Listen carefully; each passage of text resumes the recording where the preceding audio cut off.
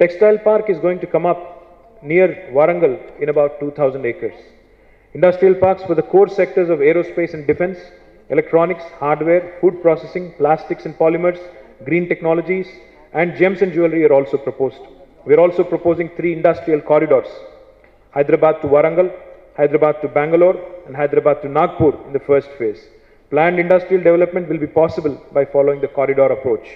The new industrial policy also provides for a set of excellent initiatives.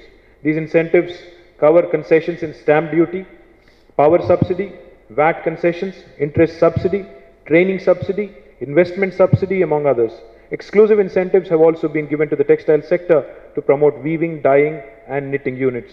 I'm also conscious that there are some anomalies in the structure of our state taxes. I am told that in certain items our taxes are much higher than our neighboring states. In fact, Mr. Shivkumar Rangta also pointed it out, making our industries uncompetitive and the cost of business obviously goes up. We have set up a task force to review all the state tax structure, and I assure you that we will rationalize our taxes wherever it is required. Telangana has a large population from disadvantaged groups. While the government takes care of their welfare, we are also encouraging them to become entrepreneurs and become job givers rather than job seekers. Our industrial policy has a number of initiatives and support measures exclusively for entrepreneurs belonging to the SC, ST, BC and minority communities. For SC, ST entrepreneurs, we have proposed a rupees 200 crore fund for direct lending, since these sections find it difficult to get institutional financing for their units. An exclusive scheme on the lines of the Credit Guarantee Fund Trust for small and micro enterprises, the CGTSME, will also be established in the state. We are also implementing a program of creating at least 200 Dalit entrepreneurs, and they will get a share of government works contracts after their training.